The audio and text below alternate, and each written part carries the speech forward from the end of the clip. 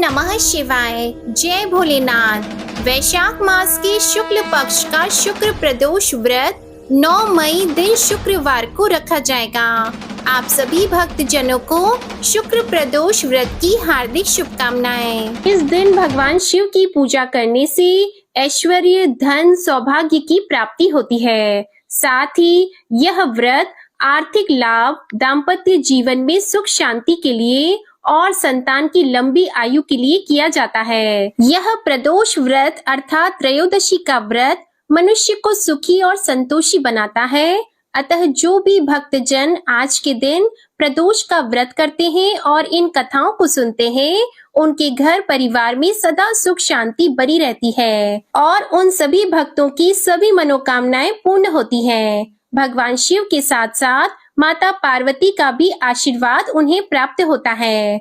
तो आज आप सुनेंगे शुक्र प्रदोष व्रत की बड़ी ही दुर्लभ कथा। इस कथा को बड़ी ही श्रद्धा और प्रसन्न चित्त मन से सुनिएगा। प्रेम से बोलिए भगवान भोलेनाथ की जय। स्कंद पुराण के अनुसार सूत जी कहते हैं, विदर्भ देश में सत्यव्रत नाम से प्रसिद्ध एक राजा थे। धर्म पूर्वक राज्य करते हुए उनका बहुत सा समय सुख पूर्वक बीत गया। एक समय शाल्व देश के राजाओं ने विदर्भ देश पर आक्रमण कर दिया। उनके बीच भयंकर युद्ध हुआ। दोनों पक्षों की बहुत सी सेना मारी गई, परंतु अंत में विदर्भ देश के राजा भी उनके हाथों से मारे गए। विदर्भ राज की गर्भवती स्त्री दुखी होकर रात के समय राजभवन से निकलकर वन की ओर चली गई। सुबह होने पर उस रानी ने जलाशय के किनारे एक वृक्ष के नीचे एक सुंदर से पुत्र को जन्म दिया। उसके बाद वह प्यास से व्याकुल होकर जलाशय में पानी पीने गई। इतने में ही एक घड़ियाल ने आकर उसे अपना ग्रास बना लिया। वह बालक पैदा होते ही माता पिता से हीन हो गया। जब वह नवजात शिशु वृक्ष के नीचे पड़ा हुआ जोर जोर से रो रहा था, उसी समय भगवान भोलेनाथ की कृपा से वहां पर एक उमा नाम की ब्राह्मणी पहुंची। वह अपने 1 वर्ष के बालक शुचि व्रत को गोद में लिए हुए थी। वह ब्राह्मणी बहुत ही गरीब और विधवा थी। वह भीख मांगकर अपना गुजारा करती थी। उस बालक को रोते हुए देखकर उसने मन ही मन सोचा कि यह तो बड़ी हैरानी की बात है कि यह नवजात शिशु जिसकी अभी तक नाल भी नहीं कटी है, यहाँ पर पड़ा हुआ है। इसकी माता कहाँ चली गई? जब वह ब्राह्मणी सोच में डूबी हुई थी, उसी समय वहां से एक सन्यासी गुजरे। वह ऐसे जान पड़ते थे मानो साक्षात शंकर भगवान हो। उन श्रेष्ठ भिक्षु ने उस स्त्री से कहा, हे ब्राह्मणी, तुम इस बालक की रक्षा करो, इससे तुम्हें परम कल्याण की प्राप्ति होगी। इतना कहकर वह दयालु भिक्षु वहां से चले गए। उनके जाने के बाद ब्राह्मणी ने उस बालक को लेकर अपने घर की ओर प्रस्थान किया। वह ब्राह्मणी एक चक्र नामक नगर में निवास करती थी। ब्राह्मणी ने उस बालक का अपने बेटे के समान ही पालन पोषण किया और उसका नाम धर्मगुप्त रखा। वह भिक्षा के अन्न से ही अपने पुत्र और राजकुमार दोनों को पालने लगी। एक दिन वह ब्राह्मणी उन दोनों बालकों को साथ लेकर भीख मांगती हुई देव मंदिर में चली गई। उस समय वहां पर शांडिल्य मुनि पधारे हुए थे। शांडिल्य मुनि को देखकर ब्राह्मणी ने उन्हें प्रणाम करके पूछा, हे ब्राह्मण, एक सन्यासी के कहने पर मैं इस बालक को अपने घर ले आई हूँ। अभी तक मुझे इसके कुल का पता नहीं चला, फिर भी मैं अपने पुत्र की तरह ही इसका पालन पोषण करती हूँ। आप ज्ञान के नेत्रों से देखकर मुझे बताने की कृपा करें कि यह बालक किस कुल में उत्पन्न हुआ है और इसके माता पिता कौन है। तब मुनिवर बोले, यह विदर्भ देश के राजा का पुत्र है। इतना कहकर शांडिल्य मुनि ने उस बालक के पिता के युद्ध में मारे जाने तथा उसकी माता के ग्रह द्वारा ग्रस्त होने का सब समाचार पूर्ण रूप से बताया। यह सुनकर ब्राह्मणी को और भी आश्चर्य हुआ। फिर उसने प्रश्न किया कि हे महामुनि, वह राजा सभी भोगों को छोड़कर युद्ध में क्यों मारे गए और इस बालक को यह दृढ़ता कैसे प्राप्त हुई? यह अपने राज्य को कैसे प्राप्त करेगा? यह तो मेरे पुत्र की तरह भिक्षा के अन्न से ही जीवन निर्वाह करता है। इसकी दरिद्रता के निवारण का क्या उपाय है? तब शांडिल्य मुनि बोले, इस राजकुमार के पिता विदर्भ राज पूर्व जन्म में पांड्य देश के राजा थे। एक दिन प्रदोष काल में राजा बड़ी भक्ति भाव से त्रिलोकीनाथ महादेव जी की आराधना में मग्न थे। उसी समय उनके नगर में बड़ा भारी कोलाहल मचा। उस शोर को सुनकर राजा ने बीच में ही भगवान शंकर की पूजा को छोड़ दिया और राजभवन से बाहर निकल गए। इसी समय राजा का मंत्री शत्रु को पकड़कर उनके समीप ले आया। वह शत्रु पांड्य राज्य का सामंत था। उसे देखते ही राजा ने क्रोध पूर्वक उसका मस्तक कटवा दिया। शिव पूजा को छोड़कर नियम को समाप्त किए बिना ही राजा ने रात में भोजन भी कर लिया। इसी प्रकार राजकुमार भी प्रदोष काल में भगवान शिव की पूजा किए बिना ही भोजन करके सो गया। वही राजा अगले जन्म में विदर्भ राज हुआ। शिव पूजा में विघ्न होने के कारण शत्रुओं ने उसके सुख भोग के बीच में ही मार डाला। पूर्व जन्म में जो उसका पुत्र था, इस जन्म में भी राजा का वही पुत्र है। भगवान शिव की पूजा का उल्लंघन करने के कारण यह दरिद्रता को प्राप्त हुआ है। इसकी माता ने पूर्व जन्म में छल से अपनी सौत को मार डाला था। उस महान पाप के कारण ही वह इस जन्म में ग्रह के द्वारा मारी गई। हे ब्राह्मणी, तुम्हारा पुत्र पूर्व जन्म में भी एक ब्राह्मण था। इसने अपना सारा जीवन केवल दान लेने में ही बिताया, यज्ञ आदि सत्कर्म नहीं किए, इसलिए यह दरिद्रता को प्राप्त हुआ है। उस दोष के निवारण के लिए अब यह भगवान शंकर की शरण में जाए। यदि यह दोनों बालक प्रत्येक प्रदोष के दिन भगवान शंकर का पूजन करते रहे तो वर्ष भर के भीतर ही इनकी दरिद्रता का नाश होगा और राज्य सुख की प्राप्ति होगी। इस प्रकार शरण में आई हुई ब्राह्मणी को मधुर वचनों द्वारा आश्वासन देकर शांडिल्य मुनि ने उनके दोनों बालकों को भगवान शंकर की आराधना के मंत्र का उपदेश दिया। उसके बाद ब्राह्मणी अपने दोनों बालकों को लेकर वहां से चली गई। 4 मास बाद एक दिन ब्राह्मण का पुत्र नदी में स्नान करने गया। वहां उसे धन से भरा हुआ एक घड़ा मिला, जिसे लेकर वह अपनी माँ के पास गया।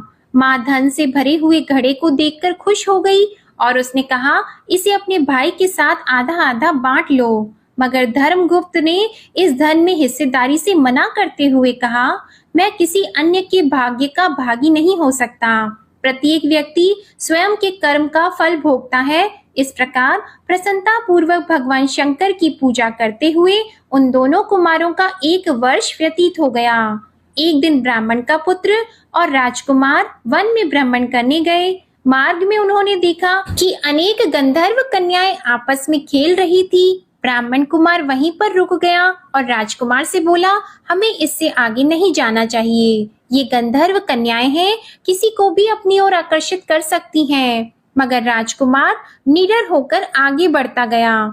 जब मुख्य गंधर्व कन्या ने राजकुमार धर्मगुप्त को देखा तो वह उसके प्रति आकर्षित हो गई। उसने अपनी सभी सखियों को फूल चुनने के लिए भेज दिया और राजकुमार के पास आने की प्रतीक्षा करने लगी।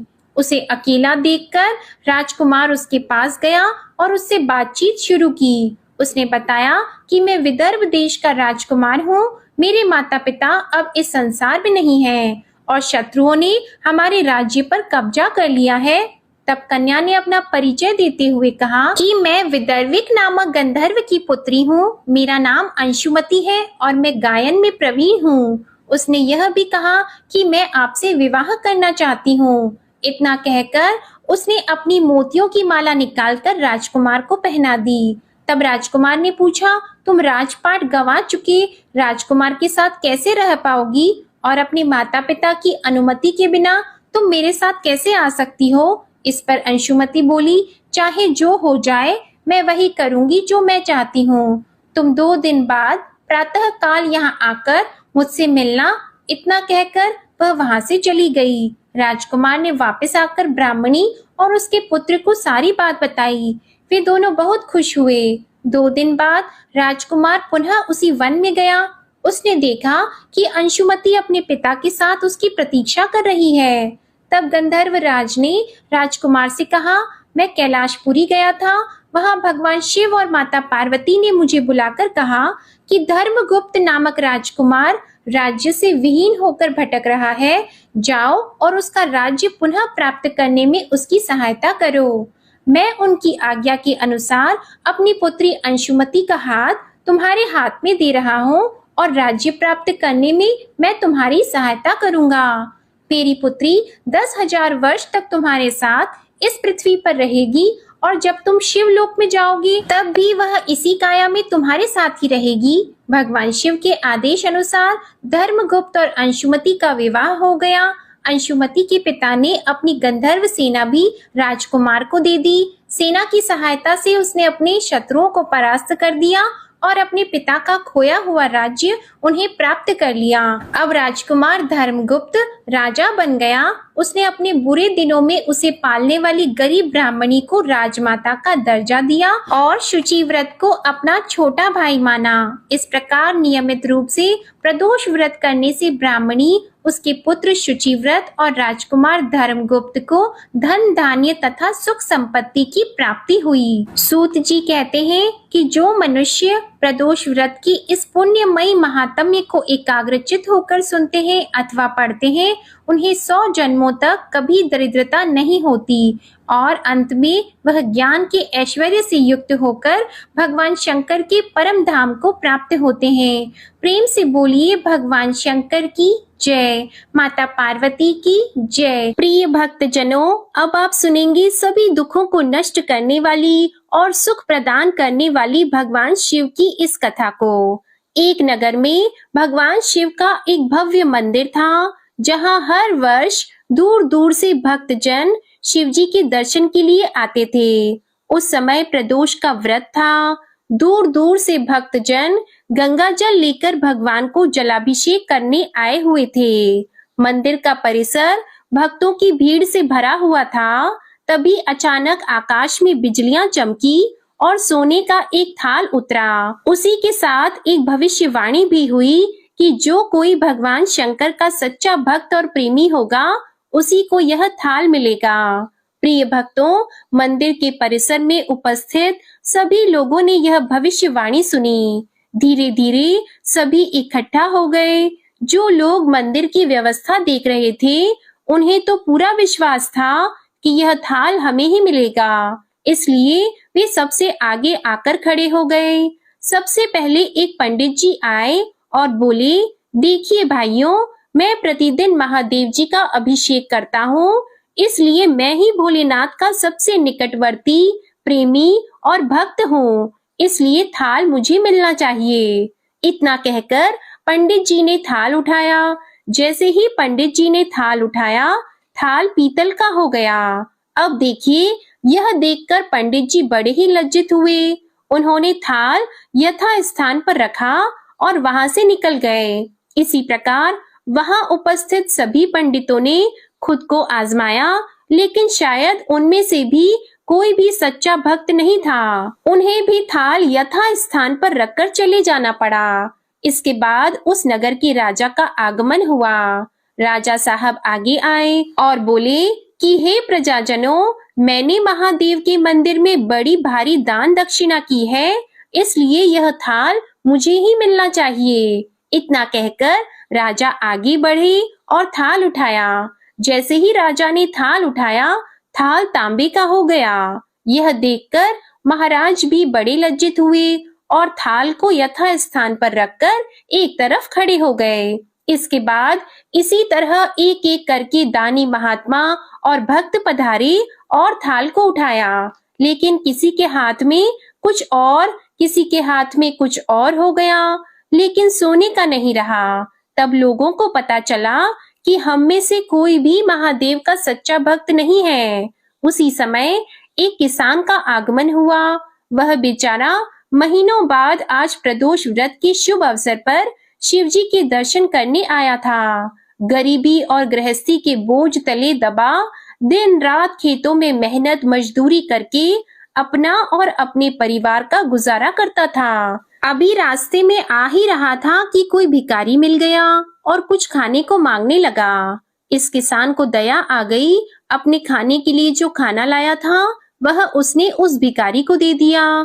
थाल के बारे में इसने भी सुना था लेकिन इसने उस ओर कोई ध्यान नहीं दिया। सीधा मंदिर में गया और महादेव का पूजन करके बाहर आ गया। परिक्रमा करके जाने को हुआ, तभी पीछे से एक व्यक्ति बोला, अरे ओ भाई, तुम भी यह थाल उठाकर देख लो, हो सकता है तुम ही वह सच्चे भक्त हो जिसके लिए यह थाल आया है।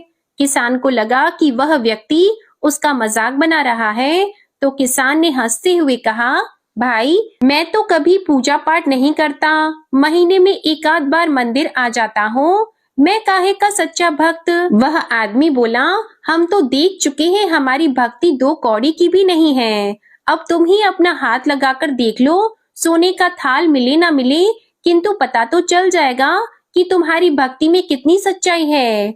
लोगों के बहुत ही आग्रह करने पर आखिर उस भोले भाले किसान ने जाकर थाल उठाया।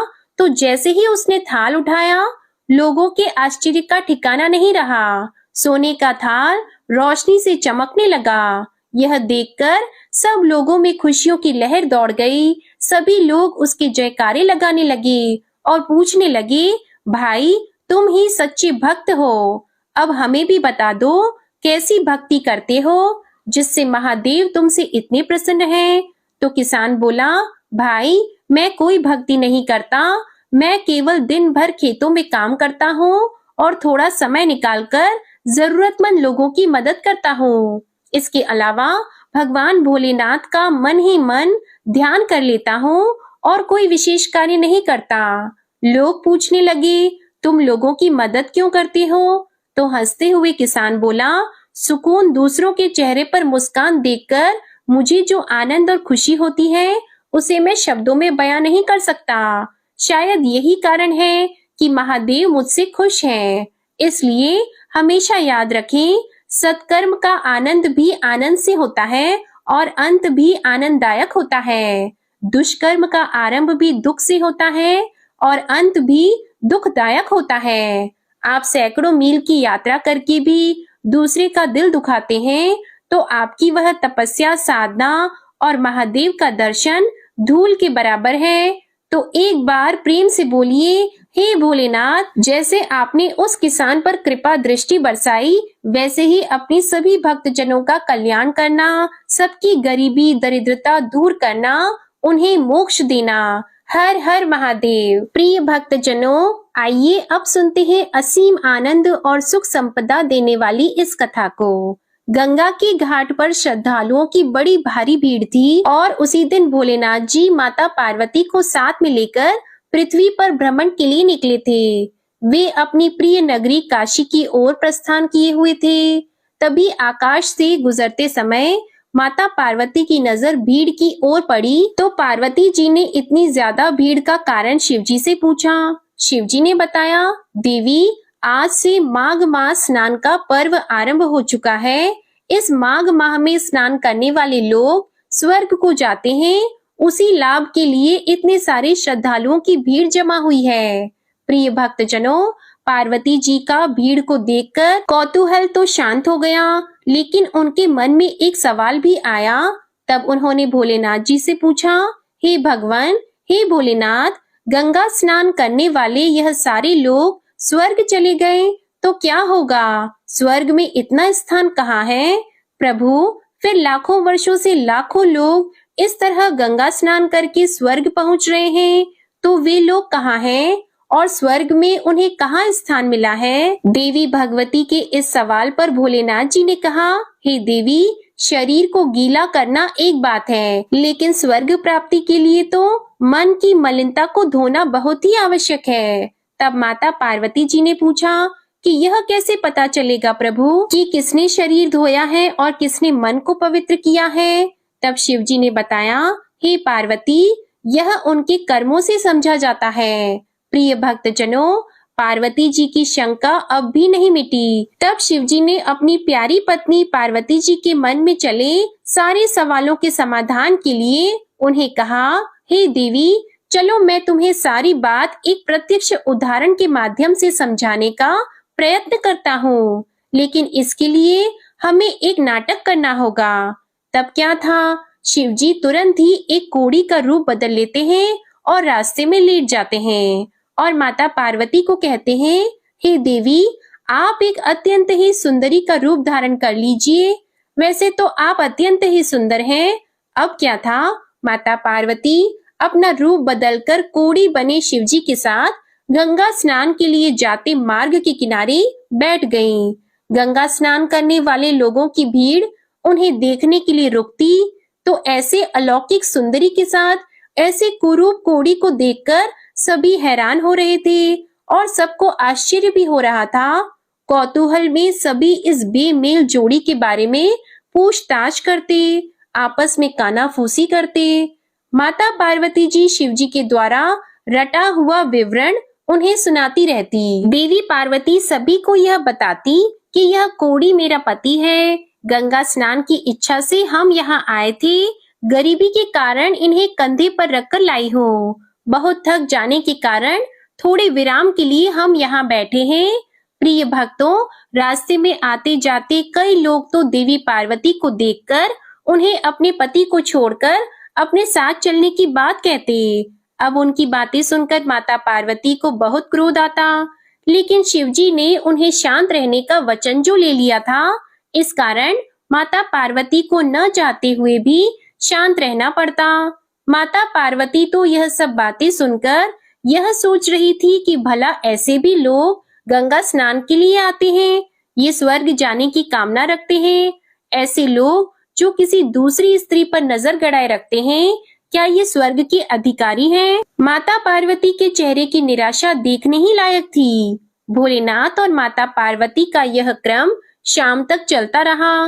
तभी एक सज्जन पुरुष वहां पर आए और उन्होंने पूछा, हे देवी, आप यहाँ पर क्यों बैठी हैं? यह कौन है और इस तरह असहाय पड़े हुए हैं?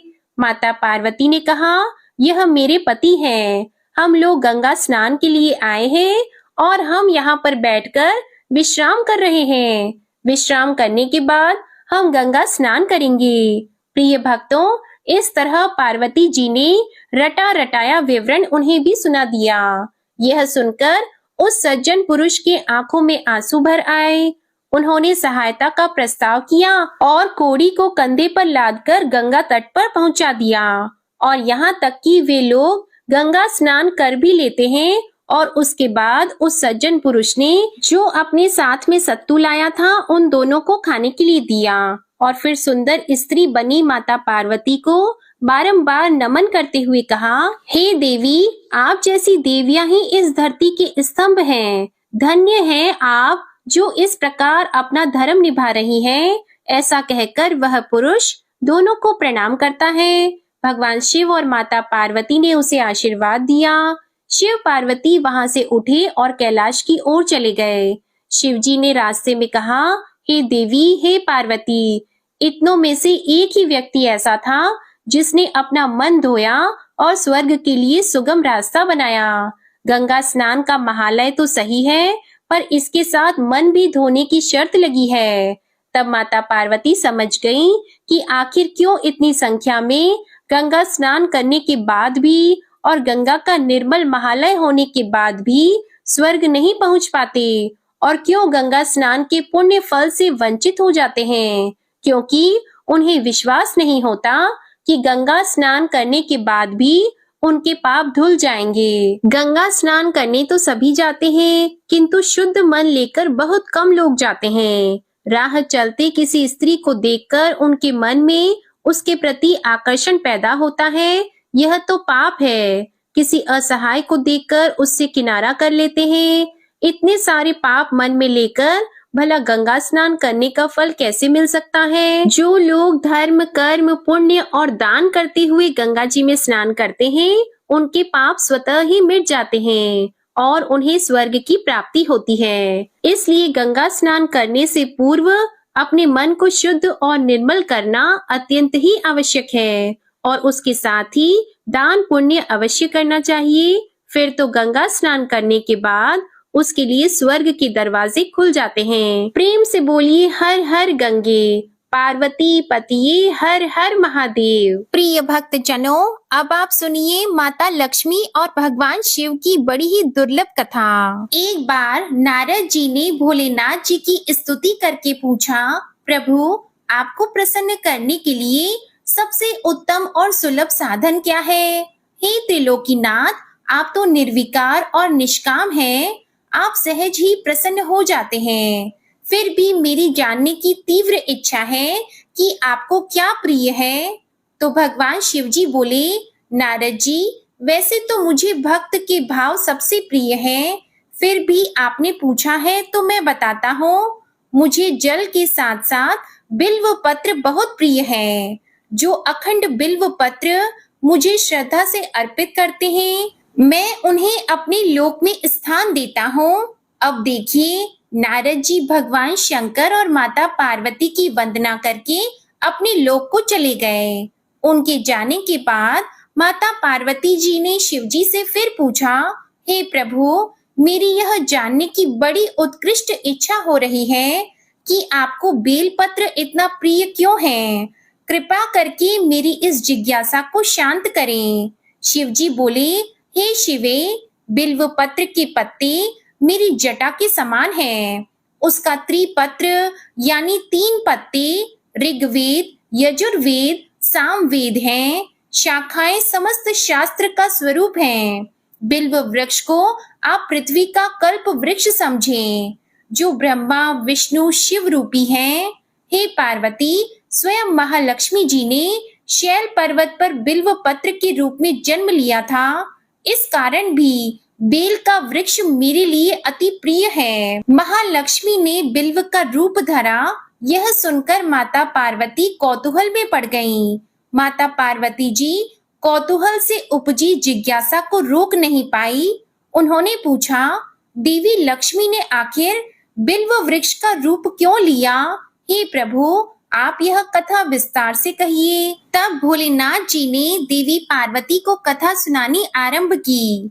हे देवी, सतयुग में ज्योति रूप में मेरे अंश का रामेश्वर लिंग था।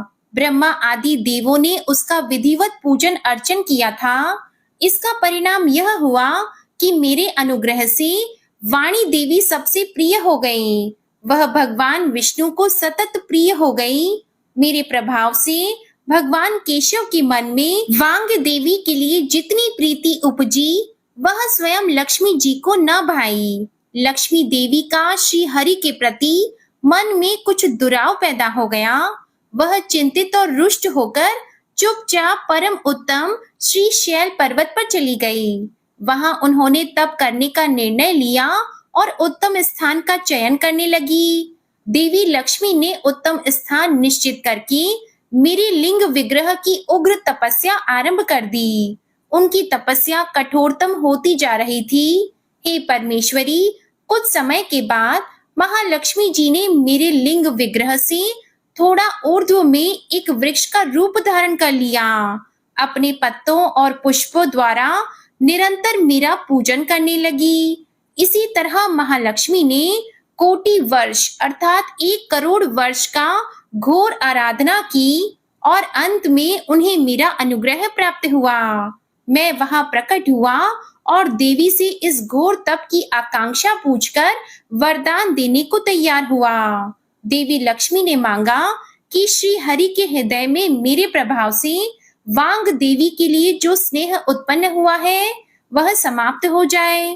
प्रिय भक्तजनों, अब शिव जी ने कहा कि हे पार्वती, मैंने महालक्ष्मी को बहुत समझाया कि श्री हरि के हृदय में आपके अतिरिक्त किसी और के लिए कोई प्रेम नहीं है। वांग देवी के प्रति उनका प्रेम नहीं अपितु श्रद्धा है।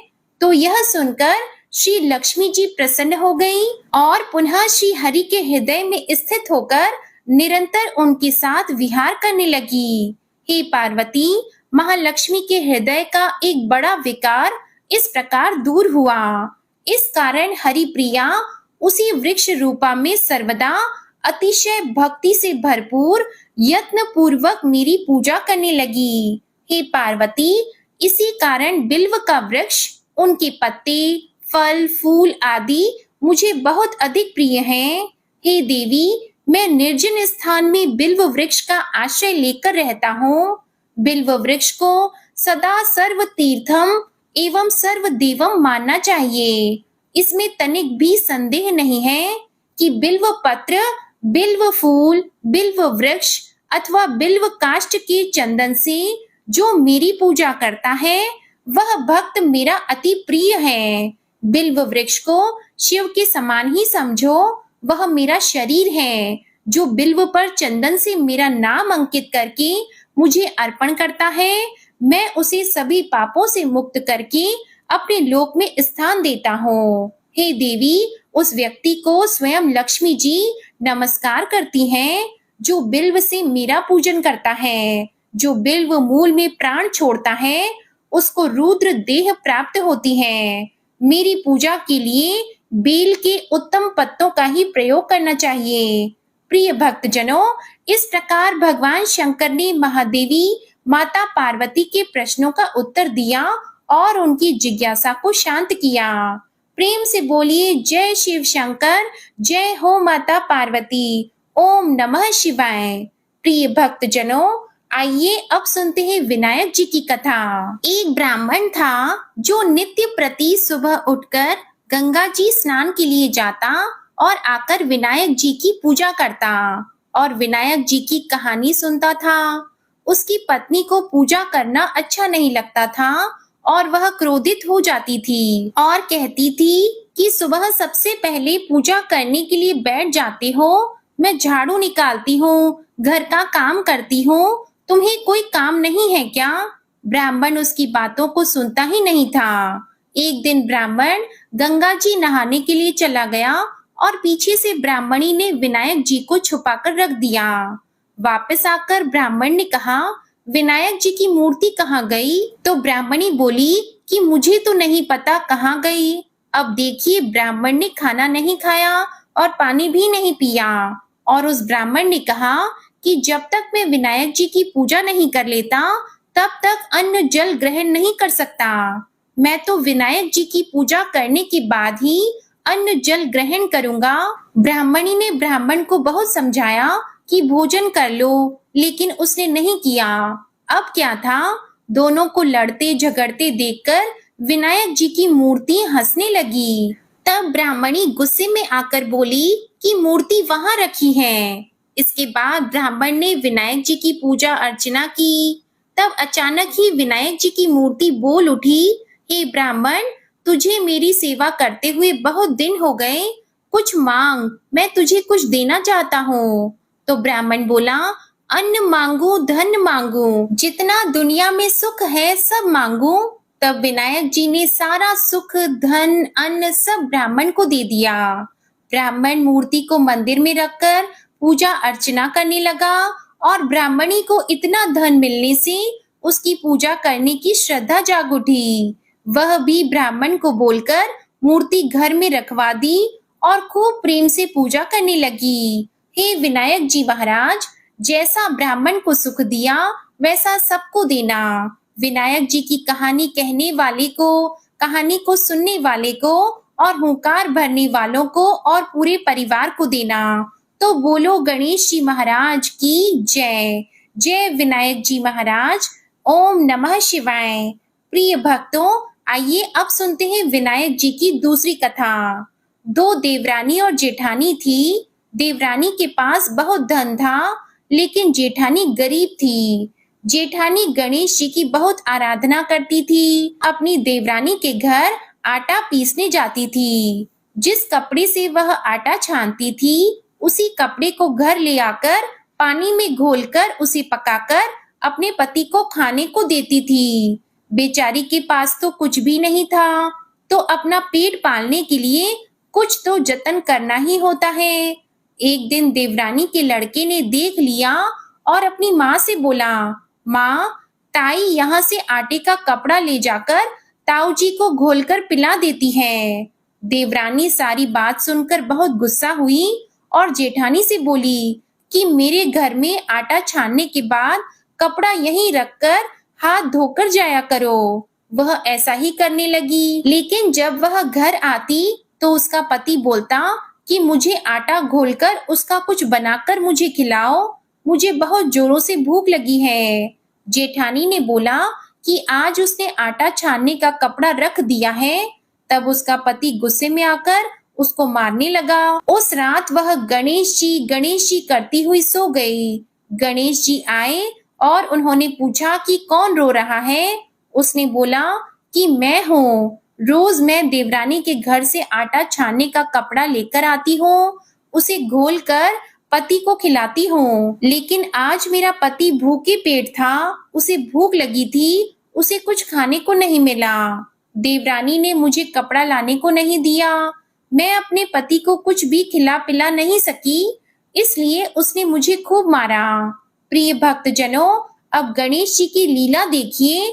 गणेश जी ने कहा, मैं घर घर से तिलकुट खाकर आया हूँ, मुझे शौच जाना है, कहाँ जाऊं? तो उसने कहा, महाराज बहुत जगह पड़ी है, कहीं भी चले जाओ। अब क्या था, गणेश जी उसी के घर में शौच करके वहां से चले गए। थोड़ी देर बाद जब उसने उठकर देखा तो सारा घर हीरों से जगमगा रहा था। वह धन को इकट्ठा करने लगी तो देवरानी के घर जाने में थोड़ी देर हो गई। देवरानी ने लड़के को भेजा कि देख कर आओ, आज ताई क्यों नहीं आई। लड़के ने जाकर देखा कि ताई के घर में तो बहुत सारा धन है। उसने जल्दी से जाकर अपनी माता को बताया। देवरानी दौड़ी दौड़ी आई और पूछा, तेरे यहाँ इतना धन कहाँ से आया? तो जेठानी ने सारी बात बता दी। इतना सुनकर देवरानी घर पर गई और अपने पति से बोली कि मुझे भी लकड़ी से मारो। देवरानी के पति ने उसे लकड़ी से मारा और पूछा, तू इतना धन की भूखी क्यों मार खाती है? लेकिन वह नहीं मानी। उसके पति ने उसे खूब मारा। वह सारा मकान खाली करके गणेश जी का नाम लेकर सो गई। गणेश जी आए और बोले कि मैं घर घर में तिलकुट खाकर आया हूँ, इसलिए मुझे शौच जाना है, कहाँ पर जाऊं? तब वह बोली, महाराज मेरे तो बहुत बड़ा मकान है, कहीं पर भी चले जाओ। अब क्या था, गणेश जी शौच करके वहां से अंतर ध्यान हो गए। थोड़ी देर बाद वह उठकर देखी तो उसने देखा कि घर में बहुत सारा कूड़ा कचरा रखा हुआ है। यह देखकर वह बोली कि महाराज आपने तो मेरे साथ कपट किया है। जेठानी को तो इतना सारा धन दे दिया और मुझे कूड़ा करकट। गणेश जी फिर वहां आए और बोले, तू धन की भूखी मार खाई और वह धर्म की भूखी थी। देवरानी बोली, महाराज यह सब कूड़ा कचरा समेट लो, मुझे तो धन नहीं चाहिए। तब गणेश जी ने कहा, तेरे पास जितना भी धन है उसमें से आधा जेठानी को दे दे, तब यह कूड़ा कचरा समेट लूंगा। तो देवरानी ने जब अपने धन में से आधा धन जेठानी को दिया तो गणेश जी ने अपनी माया को समेट लिया। हे गजानन महाराज, जो आपने देवरानी को दिया वैसा किसी को मत देना, जो जेठानी को दिया वैसा सबको देना। विनायक जी की कहानी कहने वाले को, विनायक जी की कहानी सुनने वाले को, हुंकार भरने वाले को और पूरे परिवार को देना। बोलो गणेश जी महाराज की जय। अब आप सुनिए प्रदोष व्रत की आरती। ओम जय शिव ओमकारा, स्वामी जय शिव ओमकारा। ब्रह्मा विष्णु सदा शिव, ब्रह्मा विष्णु सदा शिव, अर्धांगी धारा। ओम जय शिव ओमकारा। एकानन चतुरानन पंचानन राजी, स्वामी पंचानन राजी। हंसानन गरुड़ासन, हंसानन गरुड़ासन, वृषवाहन साजी। ओम जय शिव ओमकारा। दो भुज चार चतुर्भुज, दस भुज अति सोहे, स्वामी दस भुज अति सोहे। त्रिगुण रूप निरखता, त्रिगुण रूप निरखता, त्रिभुवन जन मोहे। ओम जय शिव ओमकारा। अक्षमाला वनमाला, रुंडमाला धारी, स्वामी रुंडमाला धारी। चंदन मृग मद सोहे, चंदन मृग मद सोहे भाले शशिधारा। ओम जय शिव ओमकारा। श्वेतांबर पीतांबर बाघंबर अंगी स्वामी बाघंबर अंगी। सनकादिक गरुणादिक सनकादिक गरुणादिक भूतादिक संगी। ओम जय शिव ओमकारा। कर की मध्य कमंडल चक्र त्रिशूल धारी स्वामी चक्र त्रिशूल धारी। सुखकारी दुखहारी सुखकारी दुखहारी जग पालनकारी। ओम जय शिव ओमकारा। ब्रह्मा विष्णु सदा शिव जानत अविवेका स्वामी जानत अविवेका। प्रणवाक्षर में शोभित प्रणवाक्षर में शोभित ये तीनों एका। ओम जय शिव ओमकारा। त्रिगुण स्वामी जी की आरती जो कोई नर गावे स्वामी जो कोई नर गावे। कहत शिवानंद स्वामी रटत भोलानंद स्वामी सुख संपत्ति पावे। ओम जय शिव ओमकारा। ओम जय शिव ओमकारा। स्वामी जय शिव ओमकारा। ब्रह्मा विष्णु सदा शिव अर्धांगी धारा। ओम जय शिव ओमकारा। ओम जय शिव ओमकारा। ओम जय शिव ओमकारा। प्रेम से बोलिए भोलेनाथ जी की जय। आपको ये कथा पसंद आई हो तो वीडियो को लाइक कीजिएगा और कमेंट में भोलेनाथ जी और माता पार्वती जी की जय जरूर लिखिएगा। इसी के साथ आप हमारे चैनल पर वैशाख मास महात्म्य की कथा और संतोषी माता की व्रत कथा भी जरूर सुनिएगा। प्रेम से बोलिए उमापति श्री भोले शंकर की जय।